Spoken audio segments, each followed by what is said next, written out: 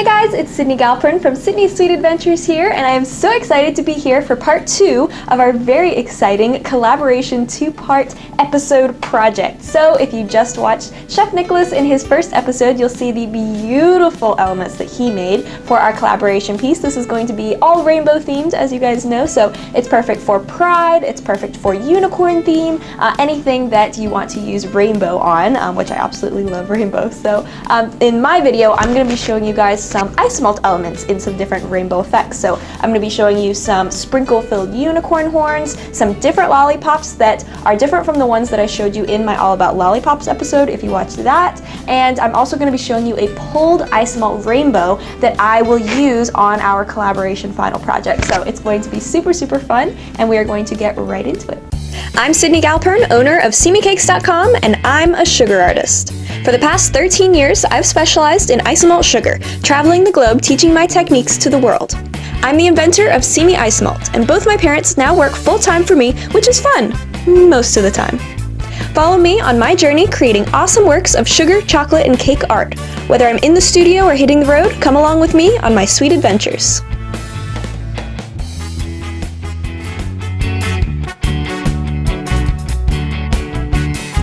So the first thing that I want to show you guys how to make is this super cool rainbow sprinkled filled unicorn horn. So I'm going to be using a silicone mold for this, and I'm going to show you how to make it either solid, or you can make it hollow and fill it with our sprinkles, or pretty much anything else that you want to. So as always, we are going to be using our Simi Ice Melt today. This is pre-cooked ice melt. It's already been tempered, so it's ready to use. All you have to do is melt it in the microwave. There's no temperatures or recipes at this point, you just melt it down. So you can temper the ice melt yourself if you have it from a raw powdered form. I have that recipe listed on my website if you're interested in learning more about that, but I'm not going to cook it in the episode today just because it does take a little bit of time and I want us focused on more of the creative end of things. But it is listed on my tutorials page on my website, simicakes.com, so you can, you're welcome to look at that. But we're just going to be using the pre-made Isomalt because it just makes it way easier. If you haven't worked with Isomalt before, it's a sugar-free hard candy. It's going to work a lot easier and be a lot less temperamental than traditional boiled sugar, so you're going to be able to work with it in any climate, including humidity, and yeah, it's just going to make it super, super easy for you. Like I said, there's no temperatures or anything, so you just pop it in the microwave and that is it. So I have a little bit of Isomalt in the microwave that I was preheating.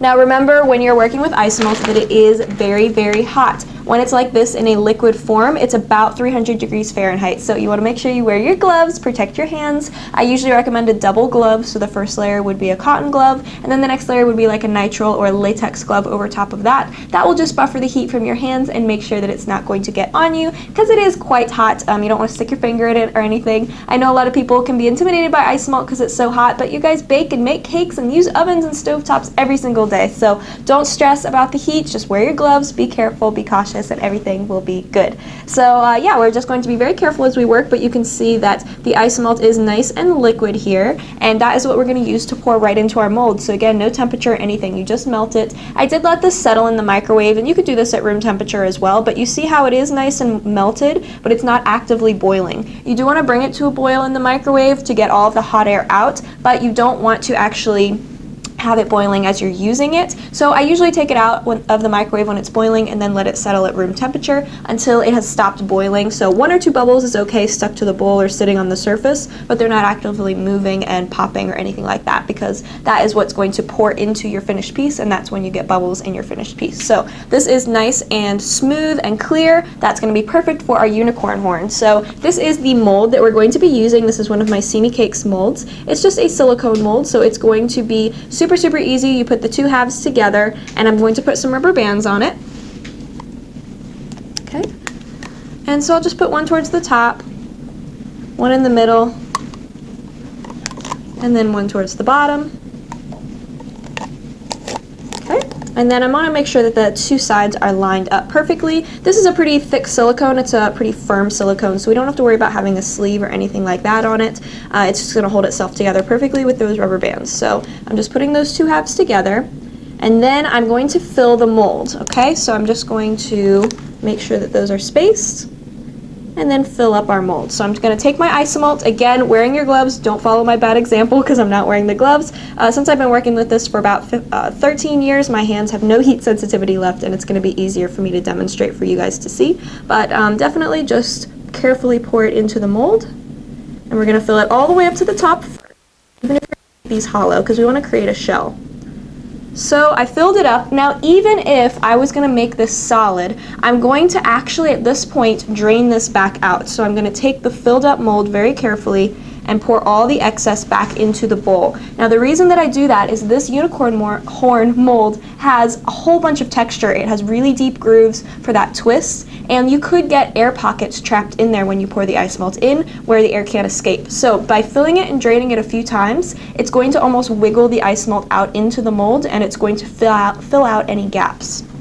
So I'm just going to drain out all of the excess and refill it, and I will usually repeat that process about 3 to 5 times, even if that last time I fill it up I'm going to leave it solid, because you can just make solid, beautiful crystal unicorn horn molds, or you can mix in colors into this, which we'll talk about a little bit later, and just make solid unicorn horns. But I actually do want to fill this up with the awesome sprinkles that Chef Nicholas made before. I have a couple extras of those, and I'm going to use those to tie everything together. So I'm just going to fill and drain this a few times, and then we will fill it in with our sprinkles. So it's very important just to make sure that all of the excess is draining out from the mold so that I don't get any that's going to kind of congregate in the tip of the mold. I want to make sure my sprinkles can go as high up as possible. Okay, I'm going to do it about one more time, and you see I'm not waiting in between because the mold is cool, so it's just going to kind of stick. There's a little bubble at the top of my mold here, but when I pour this in, whoop, there we go. Alright, so this last time it's very, very important to make sure you drain all of the excess out of the mold so that it is going to be completely empty. We are going to leave that hollow and flip it back over to cool for probably just about 5 to 10 minutes before we put our sprinkles inside, just so that it's not sticky anymore, and that way when we put the sprinkles in, they're going to just fall all to the bottom and not stick to the sides. So I'm just going to go ahead and drain this all the way out and then let it sit for about 5 to 10 minutes once it's drained, and then come back and fill it in with my sprinkles. So it's been about 5 to 10 minutes, and the mold is still a little warm, but the inside feels like if I touch it with a toothpick or something, it's not sticky. So that is when I'm going to put in my sprinkles. So I have these awesome sprinkles that Chef Nicholas showed in his episode before this. This is an ingenious idea. I absolutely love it. Make sure that if you missed that episode, you go back and watch it to see how he made these out of his extra paste, his leftover paste. You can make your own sprinkles in whatever colors and everything that you want, but this is going to be perfect. So first what I'm going to do is just pour a couple of them in, and then just kind of shake it and make sure that they get all the way down into the bottom. Okay, I'm only going to fill about halfway or so. I'm going to put my stick in here now so that there's a little bit. Let me put a little bit more first.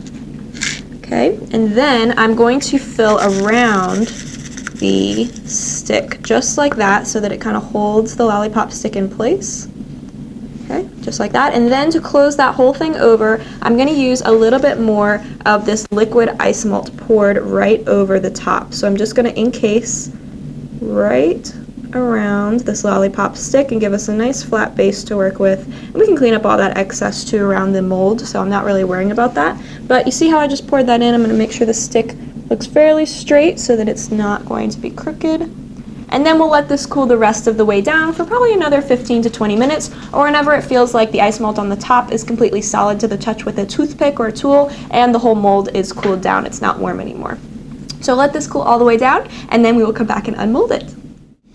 Once my unicorn horn is completely cool, I'm going to very carefully unmold the entire silicone mold and just kind of slide my fingers down the seam to get it to completely release. And then I like to take my blowtorch and just lightly torch very, very lightly over the surface to get rid of any little bubbles that may have collected. Now remember, this is pretty hollow. We did do a couple layers of the Isomalt, so it's a little bit thick, but you want to go in very light layers with the torch. So if you need to, you can cool it off with the fan in between, and just some very light layers to get away any of those bubbles and make it crystal clear.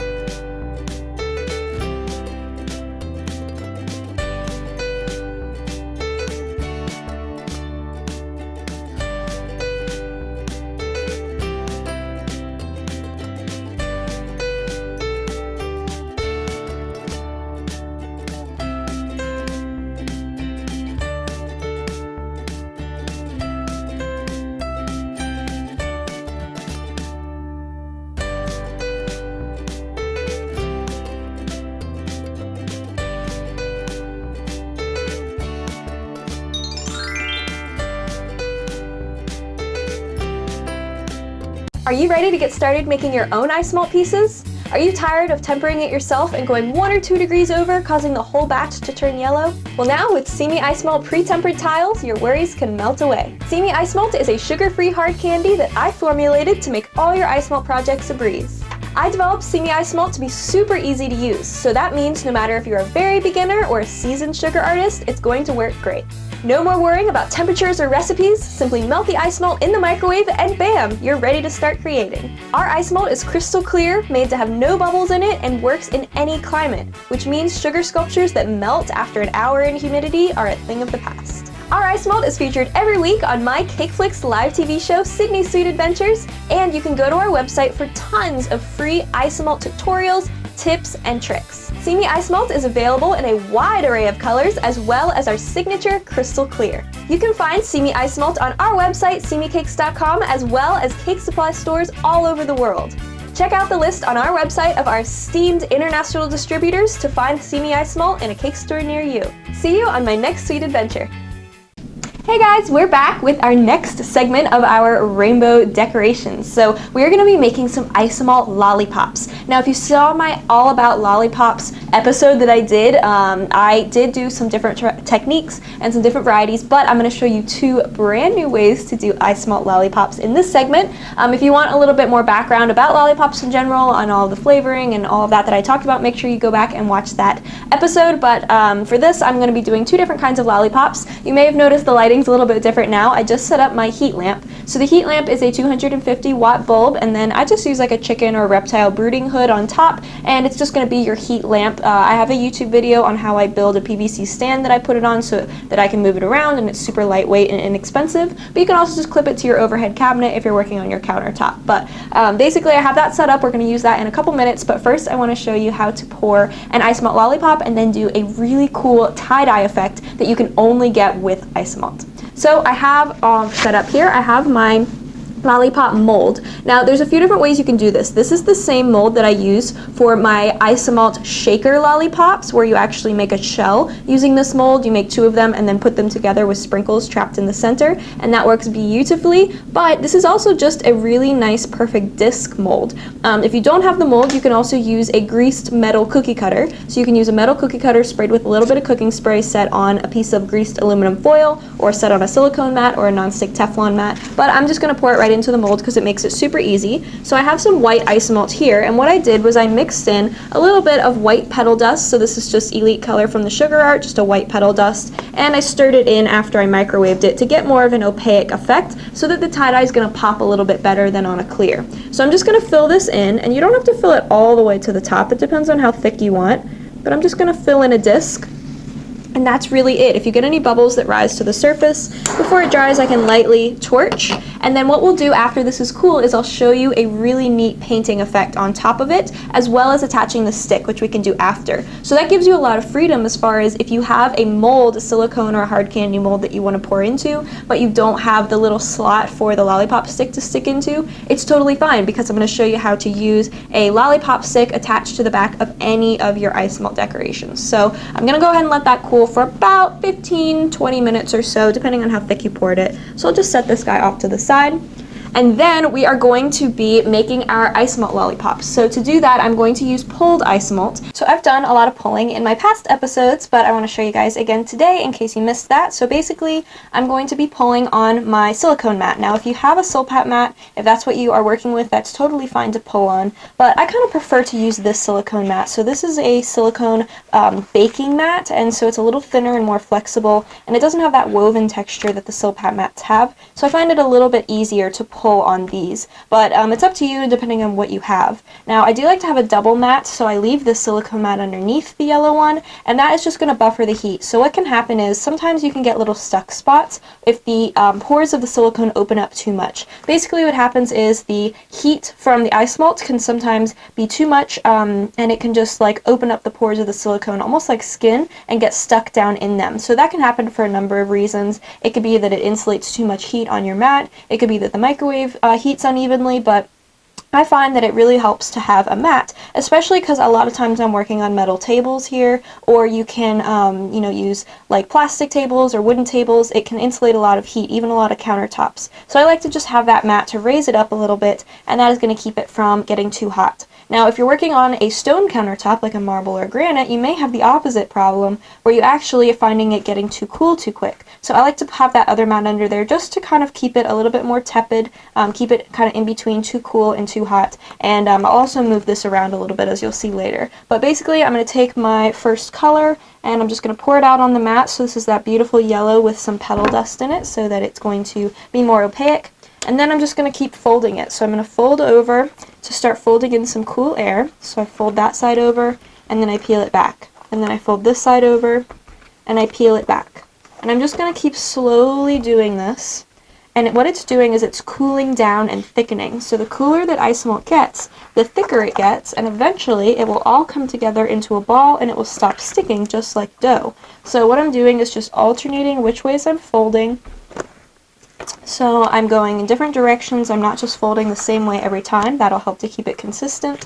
And I'm also making sure that I'm folding it directly in half. So I'm not going before the edge, and I'm not going past it. I'm lining this edge up directly with the opposite edge, lightly pressing just to make sure it's stuck, and then peeling away. You can already see it starting to cool. Now I also like to move it over, because again, that table can get warm even with that double mat. So to help it cool down faster, I just like to move it over a few inches every few folds, and I'll keep going until it all comes together into a ball and it stops sticking.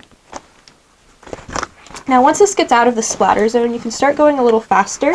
You don't want it to splash on anyone or anywhere when it's super hot and liquidy, but once it gets to more of a clay and a thicker, more syrupy consistency, you can hold the mat and start going faster, and you see how that starts to help it to release.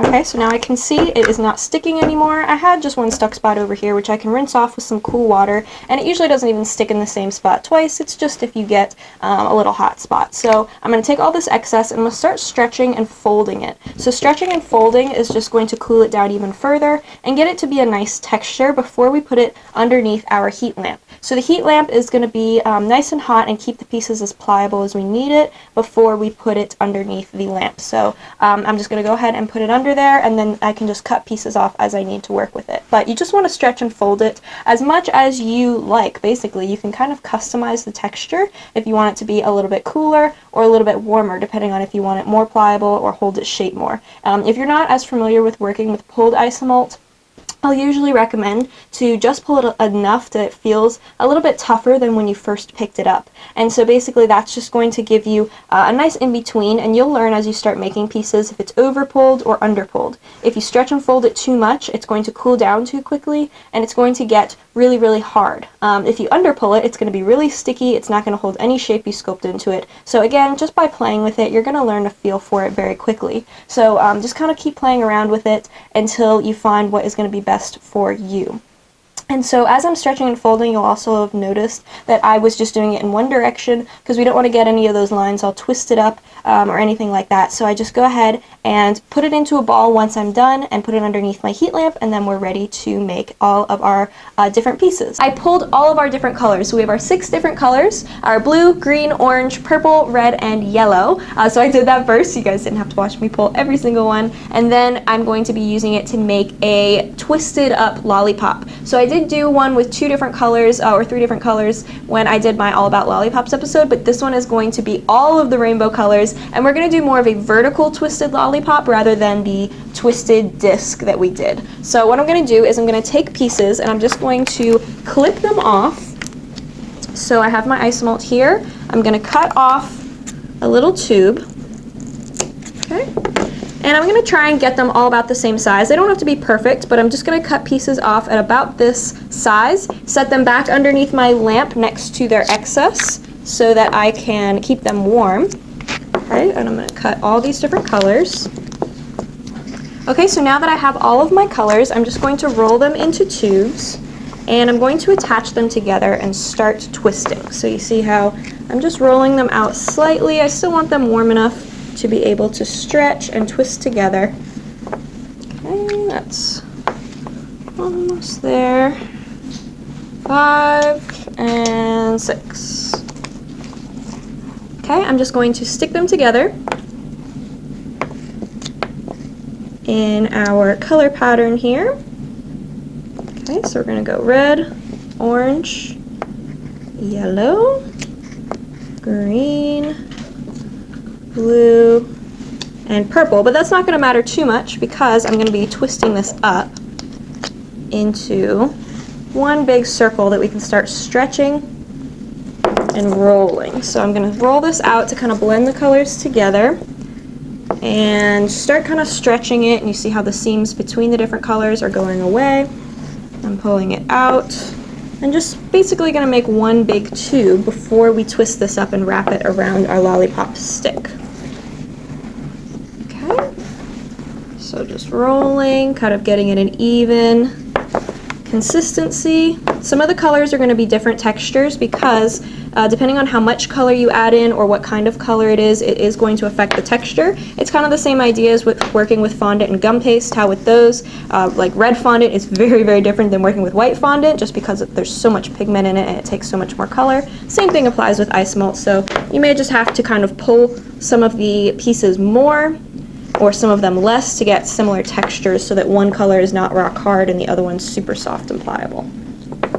Okay, I'm rolling it out a little bit to smooth it, but it's okay if there's some indents in it because we're going to be twisting this up in a second here. Okay, beautiful.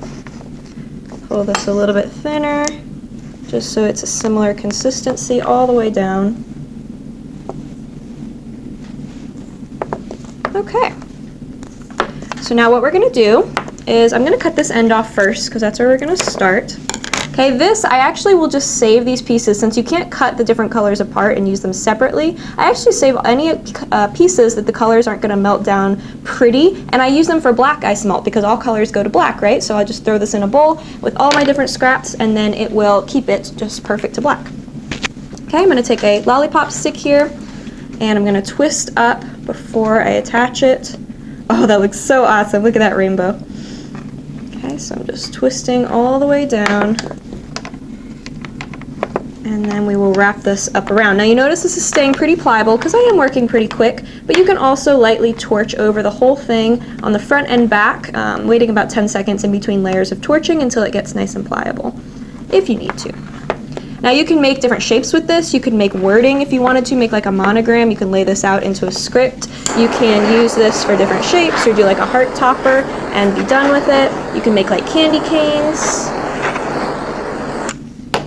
Okay, so I'm just kind of letting that cool for a few seconds before you touch it, just to make it a little bit more pliable. I'm going to flip the whole thing over and do the underneath as well. And then we'll start wrapping. I'm Sidney Galpern, owner of SimiCakes.com, and I'm a sugar artist. For the past 13 years, I've specialized in isomalt sugar, traveling the globe teaching my techniques to the world.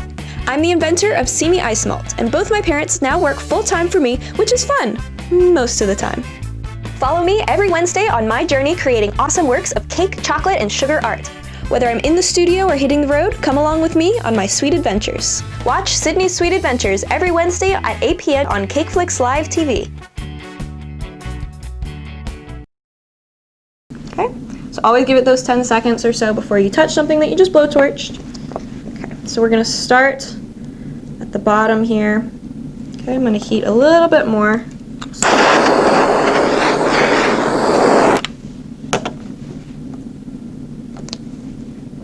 Okay, that's much better. Heat the very end. I'm going to grab it not where I just torched, and I'm just going to stick it so that it attaches. Then I'm just going to start swirling it up the whole lollipop stick. So I'm kind of twisting as I go so that not all the colors are the same, because sometimes it'll get into kind of a twisting pattern. Okay, it feels like it's cooling a little bit, so as I'm going I can reheat. And then continue, trying to keep them fairly even. So see how I'm just kind of rolling and rolling and rolling. And then you could potentially keep going up and off of the lollipop stick. I'm just going to do a little bit up and off of it, and then cut it to close the top. So I'm going to heat and kind of twist it into a nice closed top so you can't see the lollipop stick down in there. And then just cut off the excess. Okay? If you still have extra here, you can put it back underneath the lamp and just keep it soft. Then you can always reheat it if you need.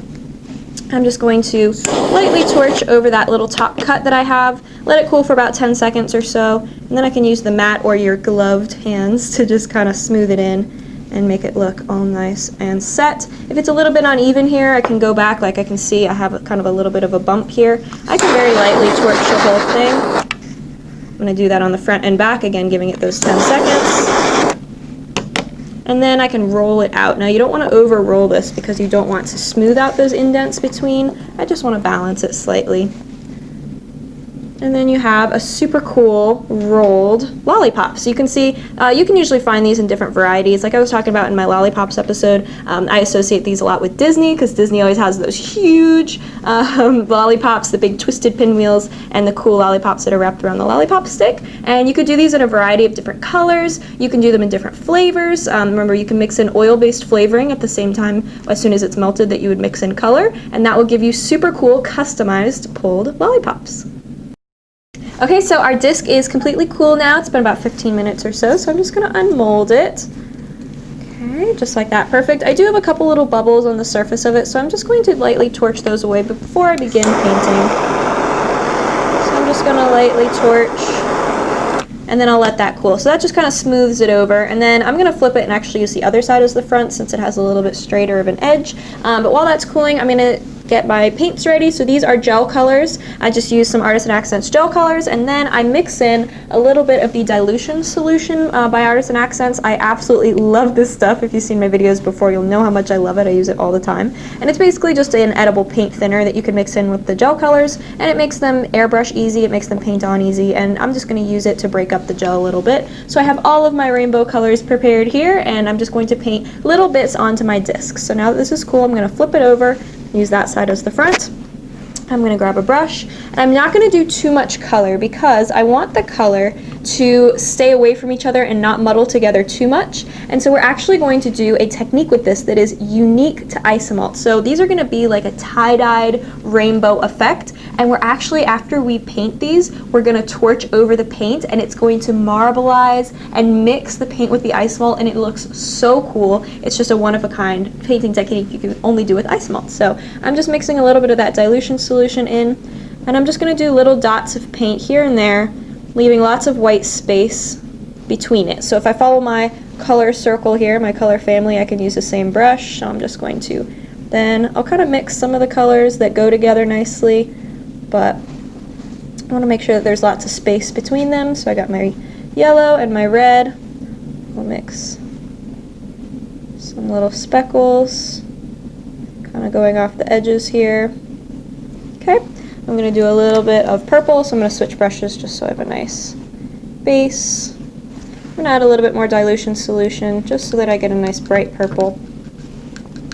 Okay, I'm going to try and keep this now, since we're getting into some more cooler colors, apart. And I'll just do a dot here and there just to kind of tie the whole thing together. Okay, let's see what next. I think this one is my blue. And the key here is not to get them too dark, so I am mixing a pretty good amount of dilution solution to just a little drop of the gel color. Okay, and then finally we're going to do a little bit of green.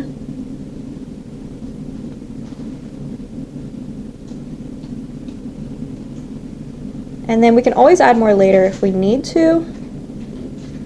Perfect. Okay, so I mean, this looks really cool. You could potentially just leave it just like that and attach your lollipop stick on, but I'm just going to torch it a little bit just to get that marbly finish. So remember that the fire is pushing out of the torch in one direction, so depending on which way you angle your torch, it is going to flow into that direction a little. So I'm just going to start kind of marbleizing the colors all together. I'm not going to do too much. I just want it to start looking like it's the white is kind of bubbling up and through the colors.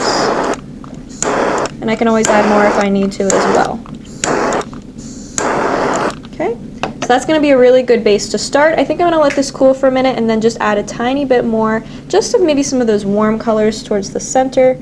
So I'm just letting that cool off slightly before I go ahead and paint a little bit more right onto the top, just to pull in a tiny bit more color. But it's better to start with less and then build up rather than doing too much and it getting muddled. Now, of course, you could do any colors with this. You can kind of do, you know, metallic colors if you wanted to. You can keep it in one same color palette if you wanted to.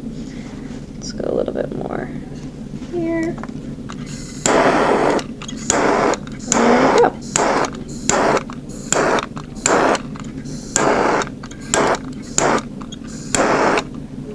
We're going to let this cool all the way down, and then all I'm going to do is dip a lollipop stick into some liquid Isomalt and attach it onto the back. And that gives you so much freedom so that any of your pieces that you want to use silicone molds, but it's not necessarily a lollipop mold, you can just dip it and stick it right onto the back of the medallion or gem or whatever mold you have, and then you have lollipops instantly.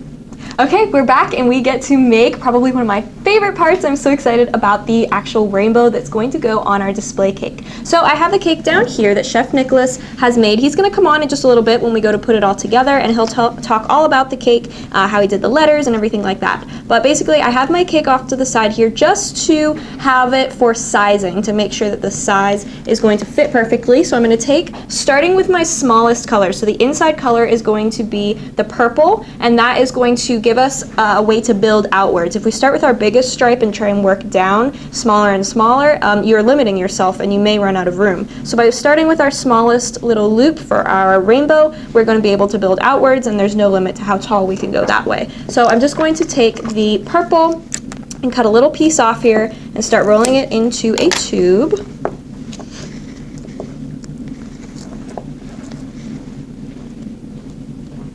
So see how I'm just lightly rolling it and stretching it, trying to keep it as smooth and even as possible. And of course that just takes practice too, and learning the texture that you want it to be at. The key with pulled Isomalt is just little increments, so I'm not stretching it out too fast. I'm rolling in between just to smooth it over, but not rolling too much that I'm cooling it. Okay, that should be about good. I'm going to cut one end off here. Okay, this excess will go back in the bowl and melt back to a liquid. And then I'm going to grab my cake and just start to get a basic idea of how tall I want it. So I'm going to cut some of this off here. And I'm just kind of holding it up to the cake in a little hook form, about where I want it to start. That's perfect. So now I'm just going to lay it down once I have the rough shape. And I'm just going to tweak it so I can see it's curving a little bit. I want to make sure that's nice and straight. There's no weird kinks or, you know, angles or anything like that. I'm going to cool that down, and then I'm just going to continue to repeat that process for our next colors. So I'll just torch a little bit as I make each tube to attach it to the one before it, and I'll work my way out, always constantly checking to make sure that it's at the right size and angle when we put it up to our cake. So in between each, I'm going to hold it up, make sure it's all good. Now, just like I did with the lollipops before, if I need to lightly torch over the whole thing just to make it pliable and kind of bend it back into a shape, I can absolutely do that, but I want to try and get it as much in the shape that I want to end with, to start with, so I want to try and get it as perfect as I can, but I'm not stressing too much in case I can just reheat it a little bit. So I'll make my next colors and work my way outward for my rainbow to go on top of the cake.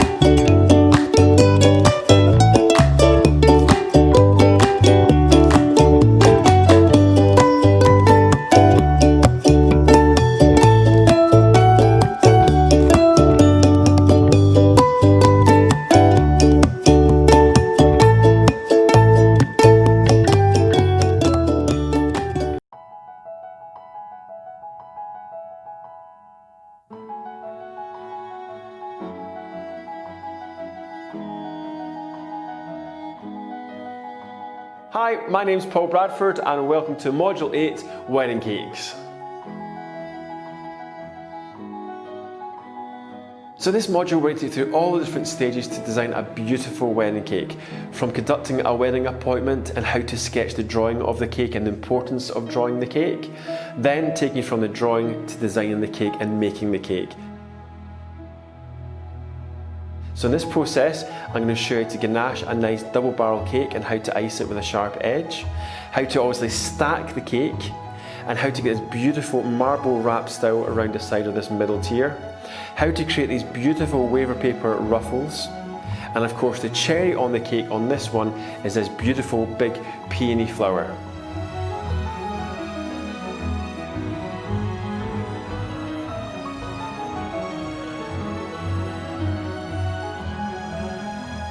So come on, let's get started.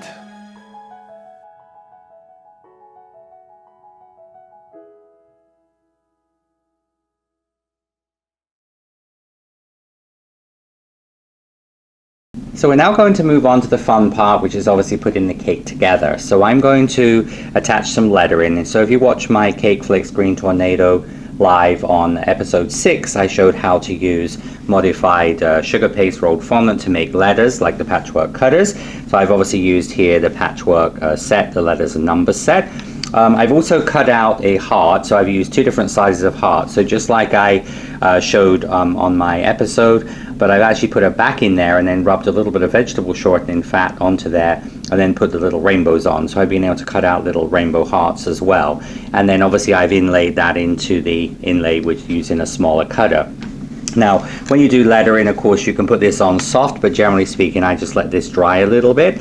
And then you just will take the letter, turn it over, and you can use a little bit of piping gel.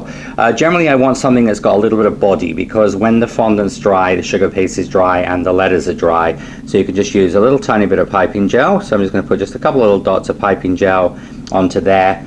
Another product I use is Super Bond. So Super Bond is one of my Nicholas Lodge brand products, which is a thick glue. You can also put a little touch of that on it. And then you're going to take your letters. Of course, you can do this with, I'm just going to place your letters down. Now, I've already stuck the other letters on, and usually I would just lay the letters out, lay them onto your cake board or cake first. Once you get the space in, then I stuck down the heart and then went through the letters. And so that's the letters. And so that's going to sort of finish off the board part. So now it's going to be over to Sidney, who's going to show you how to put on the actual rainbow. Yes, absolutely. So that looks fantastic. I absolutely love that with the different colors. It matches perfectly. So now we're going to attach our rainbow on. So you can see I have my rainbow. I did spray this with the clear edible glaze before I'm going to put it on, because I didn't want to overspray the glaze onto the cake and make it shiny. Sometimes you want the shiny cake, but for this case, we wanted kind of the shiny and the matte cake to contrast nicely. So I sprayed this just off to the side, covered my table or whatever work surface you're on completely, so this glaze doesn't overspray. And I sprayed it with that clear edible glaze just to lock out the moisture and make sure this stays shiny, doesn't get sticky or clouded. So I've just gone ahead and kind of figured out where I wanted this. I put 2 little just little pokes in here with the companion tool just to kind of eyeball where I'm going to put it, or you could put like a toothpick pointing to exactly where you wanted it to go.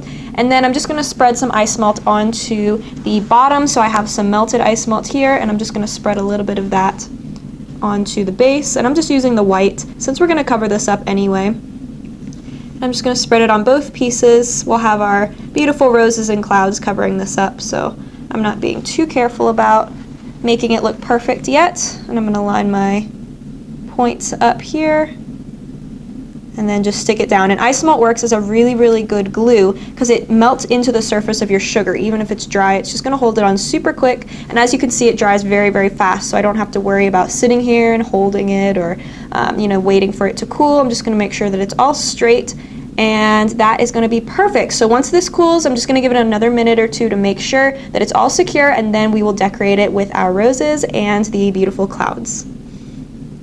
So now I'm going to attach on our clouds with a little bit of liquid Isomalt, and that's just going to make sure that they're nice and stuck. So I'm just taking a little bit of the Isomalt and spreading it onto the underneath, and then sticking it right on. So now we're going to stick on the roses. So I've just softened down my sugar paste rolled fondant in the green color. And alternatively, we could also use the Isomalt like Sidney's just used as well. But this being the same color as the cake, if any squashes out, it's not going to notice. So I've already stuck on my 3 smaller size ones. I'm just going to put a little bit of this softened fondant onto the back of the rose here. And you see the rose will just sit out here like this, because what I'm doing is I'm creating like a crescent shape, which gets its name from like croissant, so it's like a crescent shape here. And then just going to come around. Now also with your scissors you can cut, if you need to, cut the rose buds or the roses at an angle, because these are only made a couple of hours ago, so they're still soft. So generally I would normally put these together while they're sort of soft, so you can trim the bottoms. So for example, you can just trim the bottom if you need to, make it a little bit more angled. So I'm going to put my last 2 here. This is going to create this nice, and obviously the buds, when I make the buds, I usually always do those in an angle anyway. I'm just going to put my little bud here like this. How's it looking, Sidney? Fantastic. I love this. It's fun, doesn't it? I like it on the green as well. So Definitely really makes it pop. And I'm just going to put another little heart. So I've got another little rainbow here. So I'm just going to put this on the front here. Perfect. And I put the, I've used a ribbon, so I've used a, obviously just a rainbow ribbon around here, around the bottom of the cake, and of course use the same ribbon on the board as well. So Awesome, I love it.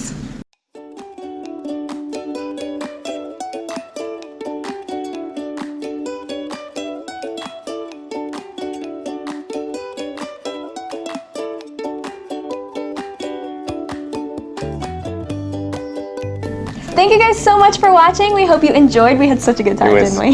So much fun. All right, so make sure to watch the next episode of Sydney's Sweet Adventures And Green Tornado Live. Absolutely on CakeFlix TV, and we will see you next time. Bye, everybody. Bye. Bye.